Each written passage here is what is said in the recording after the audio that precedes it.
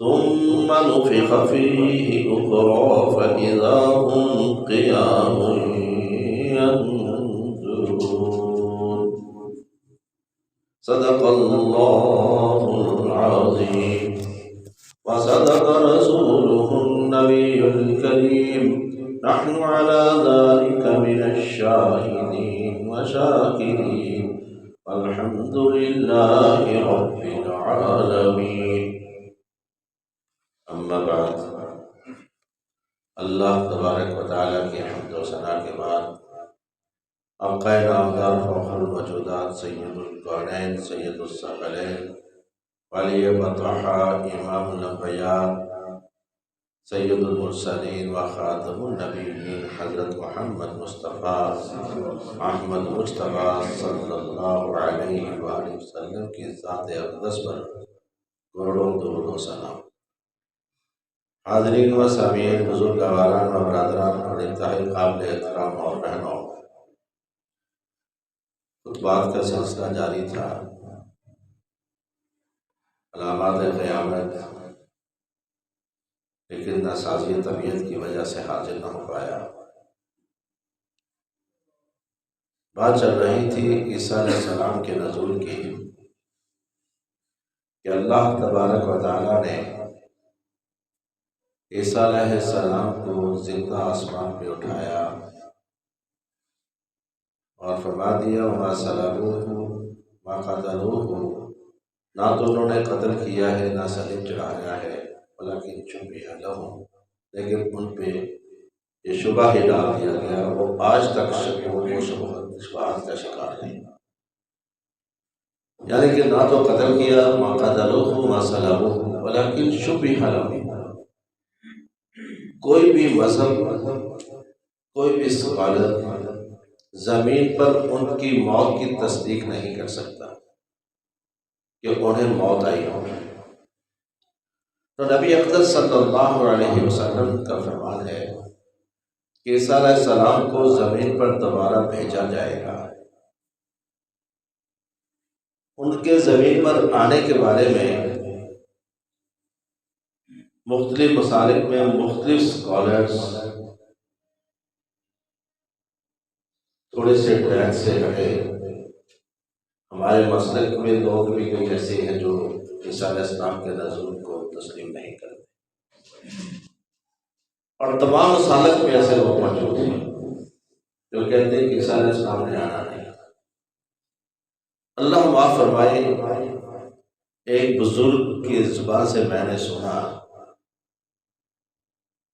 حدیث کا مذاق اڑاتے ہوئے کہنے لگے کہ وہ قول تمہارے عیسیٰ علیہ السلام نے آنا ہے اور شادی بھی کرنا ہے، کہنے لگے پھر اپنے اپنے بیٹیوں کو سنبھال کے رکھنا، ہو سکتا ہے کسی کی بیٹی پسند آ جائے اور تمہارا رشتہ عیسیٰ سے جڑ جائے، یعنی کہ اس انداز میں مذاق کا نشانہ بنانا، جبکہ تصدیق زمین پر ان کی موت کی تصدیق کوئی بھی نہیں کر سکتا، جب قرآن خود کہہ رہا ہے کہ نہ تو انہیں شہید کیا گیا نہ انہیں صلیب چڑھایا گیا، وَلَكِنْ شُبِّهَ لَهُمْ، وہ شکوک و شبہات کا شکار ہے، شبہ میں ڈال دیا گیا۔ اگر اتنا بڑا دعویٰ اور مذاق کر رہے ہو ان کے رسول کا، تو پھر ان کی موت کی تصدیق بھی تو کرو، کہاں موت ہوئی، کہاں پہ قبر ہے، کون سا شہر ہے، یہ تصدیق بھی نہیں۔ اگر تصدیق نہیں کر سکتے، جب قرآن نے کہہ دیا شکوک و شبہات کا شکار ہے وہ، تو پھر ان کے نزول نبی صلی اللہ علیہ وسلم کے فرمان کا کیوں مذاق اڑاتے ہیں؟ میں تو یہ کہا کرتا ہوں، حضرت ام سلمہ رضی اللہ تعالی عنہا کے جواب کہ لوگوں نے کہا کہ اماں جی قرآن میں سنگسار نہیں ہے، رجم کرنا نہیں ہے، آپ نے فرمایا تم نے قرآن پڑھا ہے؟ کہاں پڑھا ہے؟ الف لام میم کے الف سے لے کر والناس کے سین تک میں تم نے پڑھا ہی نہیں۔ کیا پھر دکھاؤ، کہاں ہے؟ کہنے لگے وما آتاکم الرسول فخذوہ وما نہاکم عنہ فانتہوا، اللہ نے نہیں کہا کہ رسول جو کچھ دے اسے لے لو، جس سے روکے رک جاؤ، کیا رسول نے یہ کام نہیں کیا؟ رجم کر کے نہیں دکھایا؟ کر کے دکھایا، تو پھر رسول نے دیا ہے نا یہ عمل۔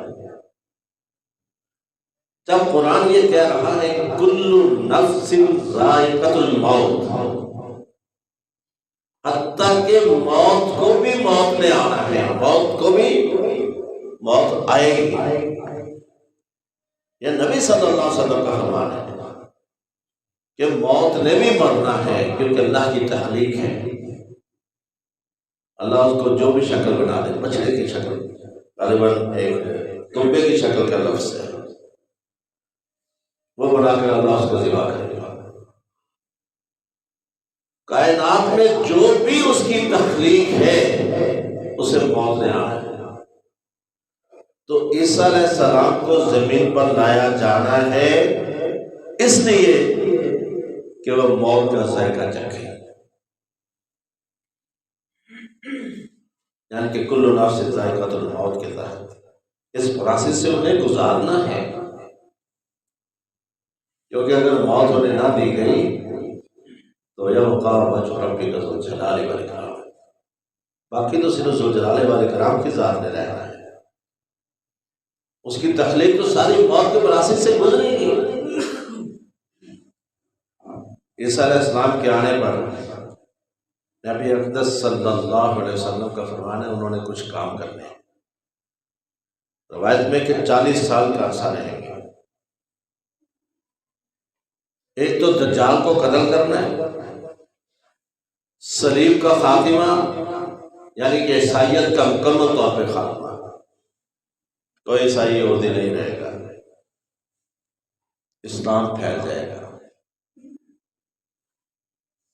اور پھر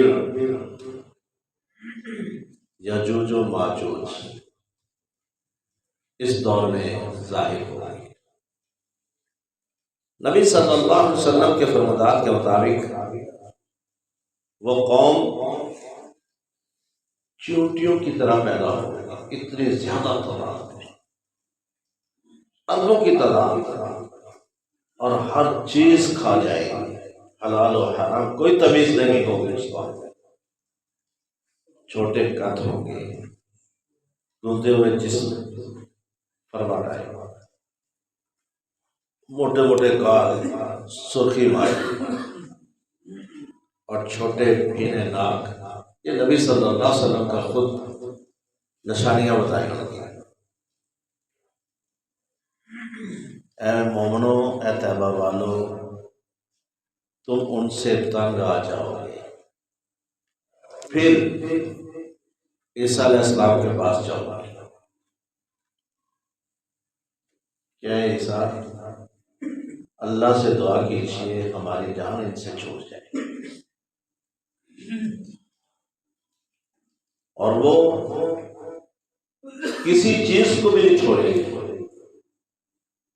بقول مفسرین اور مورخین کے کہ کوئی کہتے ہیں یہ چائنیز ہیں، کوئی کہتے ہیں یہ جاپانی ہیں، کوئی کچھ کہتے ہیں کچھ، المختصر ہمیں ٹھپی لگانے کی ضرورت نہیں، فرمان رسول کو قبول کرتے ہوئے سر تسلیم خم کرنا ہوگا کہ وہ قوم ہوگی، آئے گی ایک دیوار کے پاس سے، تو اس کو دیوار چین کہتے ہیں، یعنی کہ اپنے اپنے تعویلات ہیں۔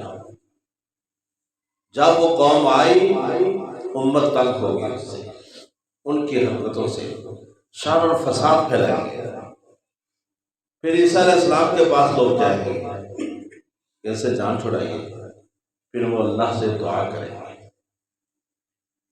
اللہ ان کی گردن پہ ایک ایسی پھنسی یا پھوڑا نکالے گا جس سے وہ سارے مر جائیں گے، یعنی کہ ان میں وائرس کوئی ایسا پھیل جائے گا، جب ان کی موت ہو جائے گی، مر جائیں گے، پھر ان کی لاشوں کو دفنانا اٹھانا بڑا مشکل ہے، اتنی تعداد میں ہوں گے، پھر تعفن زمین پہ پھیلے گا، بدبو، پھر مسلمانوں کی بدبو سے تنگ آ جاؤ گے، اس طرح تعفن، پھر عیسیٰ علیہ السلام کے پاس جاؤ گے، پھر اللہ پرندے بھیجے گا، لمبی لمبی گردنوں والے پرندے ان کی لاشوں کو اٹھا کے سمندر میں پھینکیں گے، پھر موسلادھار بارش ہوگی، زمین دھل جائے گی، یہ سب فرمودات ہیں، اور اس زمین پر کوئی شر پسند نہیں رہے گا، اسلام پھیل جائے گا، اور قیامت مومنین پہ نہیں آنا۔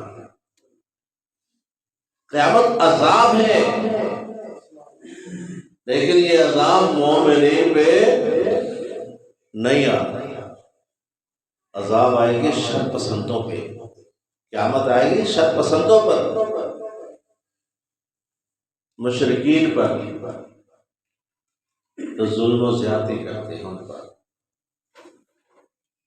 اسلام پھیلنے کے بعد عیسیٰ علیہ السلام کی رخصتی، موت کا آنا، ان کا جنازہ پڑھایا جانا، پھر انہیں دفنانا، نبی صلی اللہ علیہ وسلم کے فرمان کے مطابق دنیا سے رخصت ہو جائے گی۔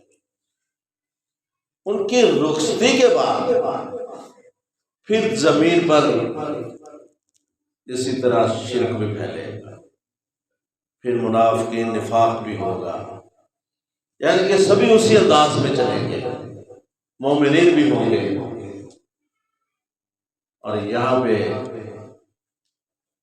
ہوا کا چلنا، ٹھنڈی ہوا کا، دھوئے کا آنا، یعنی کہ ٹھنڈی ہوا میں مومنین سوئیں گے، لیکن اسی وقت ان کی روح قبض کر لی جائے گی، سوئے سوئے دنیا سے رخصت ہو جائے گی، پھر رہ جائے گا صرف شر پسند۔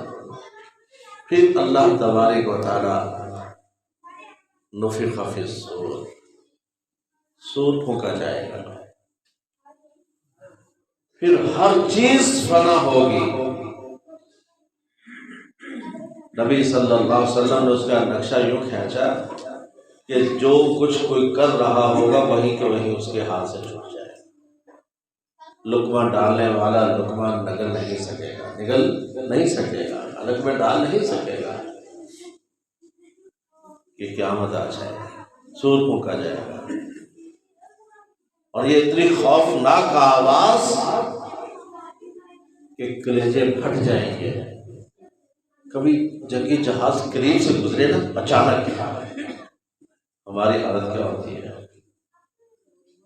یہی کیفیت، اور اس سے بھی زیادہ خوفناک آواز، جس سے سبھی ہلاک ہو جائیں گے۔ نبی صلی اللہ علیہ وسلم کا فرمان ہے کہ پھر دوسرا سور پھونکا جائے گا، پھر قبروں سے سب اٹھیں گے، زندہ ہوں گے، قبریں شق ہوں گی، سب سے پہلے میں اٹھوں گا۔ آپ صلی اللہ علیہ وسلم کا فرمان ہے کہ سب سے پہلے میری قبر شق ہوگی، میں اٹھوں گا، میں اپنے ساتھیوں کو اٹھاؤں گا، ابو بکر، عمر، پھر ہم جنت البقیع میں جائیں گے، اپنے ساتھیوں کو اٹھائیں گے، پھر پوری زمین کی قبریں شق ہوں گی، سبھی میدان میں آئیں گے، کسی نے کوئی لباس نہیں پہنا ہو۔ اما جی عائشہ رضی اللہ تعالیٰ عنہ کہنے لگی، یا صلی اللہ علیہ وسلم، سب ننگے ہوں گے تو ایک دوسرے کو دیکھیں گے نہیں؟ فرمایا کسی کو کسی کی نہیں پڑی ہوگی۔ ایک عالم دین محدث واقع آتا ہے کہ وہ یہ حدیث پڑھا رہے تھے کہ سبھی ننگ درنگ ہوں گے، کسی کو کسی کی نہیں پڑی ہوگی، اپنی اپنی حالت کو پڑی ہوگی، کسی کو پتہ ہی نہیں ہوگا کہ میں ننگا ہوں یا نہیں۔ کہنے لگے عقل تسلیم نہیں کرتی، فرمان رسول کو عقل پہ پرکھا، عقل تسلیم نہیں کرتی۔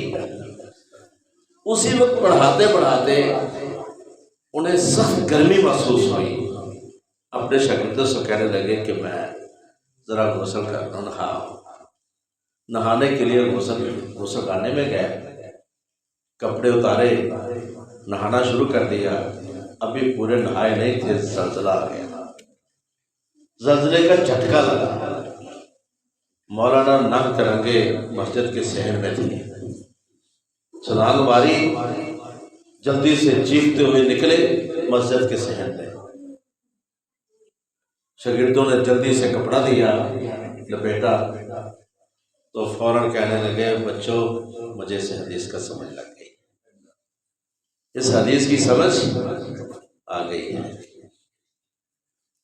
اللہ نے اسی وقت جھٹکا دے کے سمجھا دیا کہ یہ حالت ہوگی کہ تم اس دنیا کے اندر میرا جھنجھوڑنا برداشت نہیں کر سکتے اور اپنے آپ کو آؤٹ آف کنٹرول کر کے باہر آ گئے اور ڈنگ دھڑک کے تمہیں اپنا پتہ نہیں چلا، وہ تو اس سے بھی زیادہ جھنجھوڑنا ہوگا، جھٹکا ہوگا، تو لوگوں کو کسی کا پتہ نہیں چلے گا۔ یوم یفر المرء من اخیہ وامہ وابیہ وصاحبتہ، سبھی ایک دوسرے سے جدا۔ ماں بیٹے کا خیال نہیں کرے گی، بیٹا ماں کا خیال نہیں، ماں بیٹا سبھی جدا، دوست پیار سب ختم، سب کو اپنی اپنی پڑ جائے گی۔ اور یہ منظر ہم نے بھی دیکھا ہے اسی دور میں، ابھی زیادہ دن نہیں گزرے، کووڈ آیا، کورونا کی وبا پھیلی،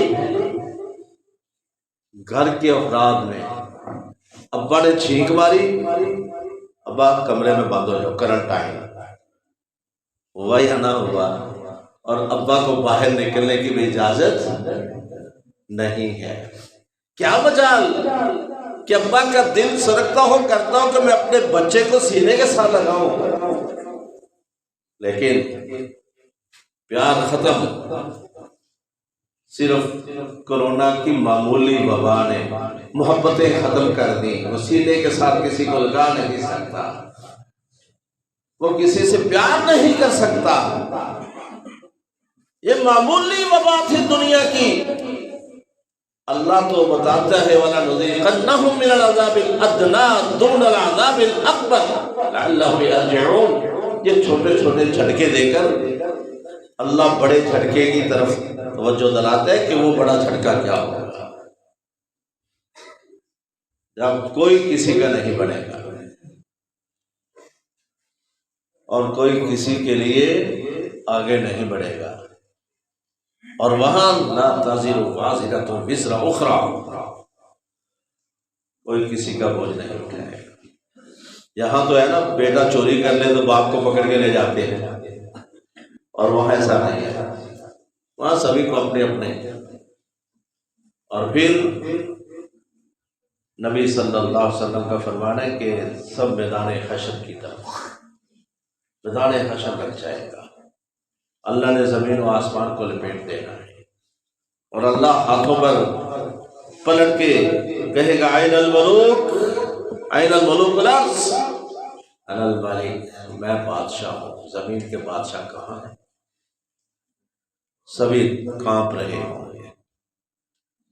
50,000 سال کا لمبا دن، یہ منظر، اور ہر کوئی ڈر رہا ہے۔ نبی صلی اللہ علیہ وسلم کا فرمان ہے کہ پھر پوری بنی آدم علیہ السلام کے پاس جائے گا، بابا جی آپ ہمارے ابا ہیں، اللہ سے سفارش کر دیجیے۔ وہ جواب دے دیں گے کہ نہیں، میں اللہ کے سامنے نہیں جا سکتا۔ کیوں؟ مجھے اللہ نے کہا تھا کہ جہاں مرضی رہے، جو مرضی کھا پی، لیکن لا تقربا هذه الشجرہ، اس درخت کے قریب نہیں جانا۔ میں نے اللہ کی نافرمانی کر بیٹھا، مجھے آج ڈر ہے کہ کہیں اللہ مجھے وہ نافرمانی نہ یاد کروا دے اور مجھے شرمندہ ہونا پڑے۔ میں تمہارے کام نہیں آ سکتا، کسی اور کے پاس جاؤ۔ نبی صلی اللہ علیہ وسلم کا فرمان ہے قوم نوح کے پاس آ جاؤ، تو بنیا تو ہی ثانی آدم ہے جانو، اللہ کا برگزیدہ پیغمبر ہے، چلیے۔ وہ کہیں گے نہیں، میرا بیٹا ڈوب رہا تھا، غوطہ آیا، میں نے اللہ سے کہا میرا بیٹا ہے، اللہ نے کہا کہ یہ لیس من اہلک، تیرے گھر کا فرد نہیں ہے۔ اس وقت اللہ نے ڈانٹا تھا۔ آج مجھے خوف ہے کہ اللہ نے روکا تھا کہ کسی مشرک کے لیے دعا نہیں کرنا، تو مجھے ڈر ہے کہ اللہ وہ یاد رکھوا دے، میں نہیں جا سکتا۔ جواب اسی طرح ابراہیم علیہ السلام سے بھی جواب، سبھی انبیاء سے جواب لینے کے بعد نبی صلی اللہ علیہ وسلم فرماتے ہیں پھر پوری کی پوری امت میرے پاس آئے گی، بنی آدم میرے پاس آئے گی، یا حبیب اللہ، اللہ کے حبیب، اللہ نے آپ کو اپنا حبیب بنایا ہے، ہماری سفارش کر دیجیے تو میں پھر چل پھروں گا۔ آپ فرماتے ہیں کہ میں سجدے گر جاؤں گا۔ اب یہاں پہ عقیدے کی تصریح بھی فرماتے چلیے گا، میں سجدے گر جاؤں گا اور اللہ مجھے وہ کلمات سکھائے گا جو آج مجھے پتہ نہیں کون سی، مجھے معلوم نہیں کون سے کلمات اللہ مجھے القا کرے گا، اور میں ان کلمات سے اللہ کی تسبیح و تقدیس بیان کروں گا۔ تو کیا عقیدہ بتایا؟ آج محمد کو پتہ نہیں، مجھ محمد کو صلی اللہ علیہ وسلم ان کلمات کا پتہ نہیں کہ کون سے کلمات ہوں گے۔ اللہ کلمات القا کرے گا، ان کلمات سے اللہ کی میں تسبیح و تقدیس بیان کروں گا۔ پھر اللہ کہے گا ارفع راسک یا محمد، اپنا سر اٹھائیے اے محمد صلی اللہ علیہ وسلم، سر اٹھائیے، کیا مانگتے ہو؟ میں کہوں گا اللہ حساب کتاب شروع کر دیجیے۔ سفارش کی چیز کی حساب کتاب شروع کر دیجیے، 50,000 سال لمبا دن، اور پھر اللہ کہے گا کہ کون ہے جو میرے سامنے حساب پیش کر سکے، جو میری نعمتوں کا حساب دے سکے۔ ایک روایت میں ہے کہ نبی صلی اللہ علیہ وسلم نے حضرت ابوبکر صدیق رضی اللہ تعالیٰ عنہ کا بازو پکڑا اور آگے کر دیا، اے اللہ عز جلال والاکرام، میرے اس امتی سے شروع کر دیجیے۔ تو اللہ صدیق اکبر رضی اللہ تعالیٰ عنہ کو دیکھے گا تو فرمائے گا میرے محمد صلی اللہ علیہ وسلم اس شخص کو سامنے کیا ہے جس کو میں نے دنیا میں کہہ دیا تھا عتیق اللہ من النار، عتیق من النار، جہنم سے آزاد کر دیا ہے میں نے اس کو میرے سامنے لے آئے۔ یہ درجے ہیں اپنے اپنے۔ نبی اقدس صلی اللہ علیہ وسلم کا فرمان ہے کہ یہ جو مقام ہے سفارش کرنے والا، یہ مقام محمود، اللہ نے میرے ساتھ وعدہ کیا ہے عسیٰ ان یبعثک ربک مقاما محمودا، کہ شاید اے میرے حبیب تیرا رب مقام محمود تجھے نوازے۔ مجھے امید ہے کہ اللہ یہ مقام مجھے ہی عطا کرے گا، لیکن پھر بھی تم لوگ میرے لیے اس مقام کی دعا کیا کریں۔ ہمیں دعا کے لیے کہہ دیا، اور پھر ہر اذان کے بعد ہم دعا کرتے ہیں۔ جانتے ہیں کیا دعا کرتے ہیں؟ آتی محمدن الوسیلہ والفضیلہ وابعث مقاما محمودا، اے اللہ محمد رسول اللہ صلی اللہ علیہ وسلم کو عطا کر دے مقام وسیلہ، مقام فضیلہ، مقام محمود۔ 3 مقاموں کی ہم دعا کرتے ہیں، اور یہ تینوں مقام رسول اللہ صلی اللہ علیہ وسلم کو ملیں گے۔ اب مقام وسیلہ کیا ہے جانتے ہو؟ جو وسیلہ ہم نے سمجھا ہے کہ وسیلہ پکڑنا نبی صلی اللہ علیہ وسلم کا وسیلہ پکڑنا، قطعاً ایسی بات نہیں۔ مقام وسیلہ جہنم سے آزادی کا وسیلہ ہے، جہنم سے آزادی ہوگی، اور پھر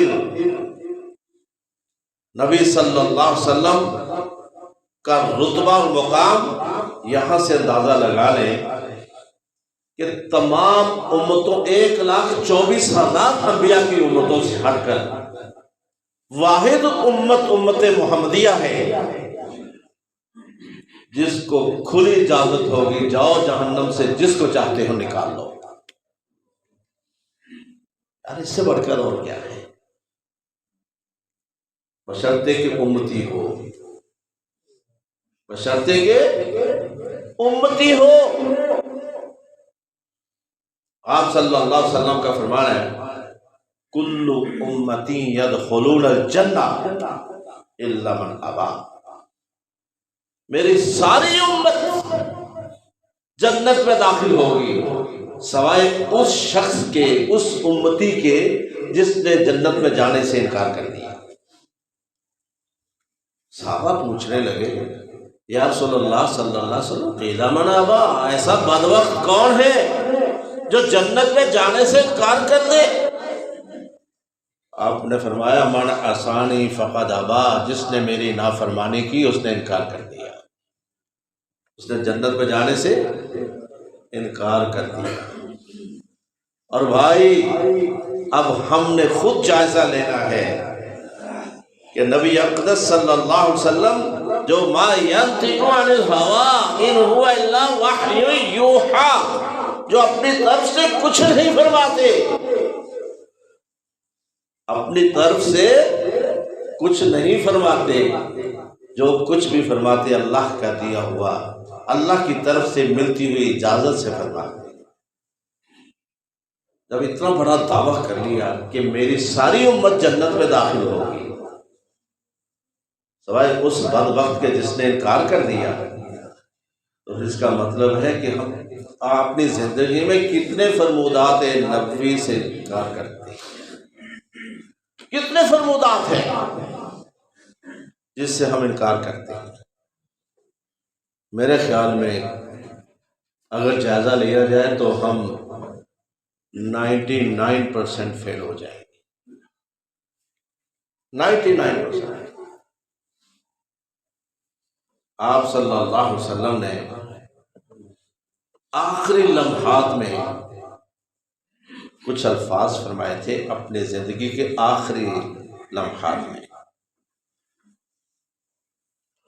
یاد نہیں ہے کسی کو بھی. فرمایا تھا میرے امتیوں کو کہنا کس کو قائم کرتے رہے؟ نماز کو قائم کرتے رہے، نماز کو کبھی نہ چھوڑنا. کیوں؟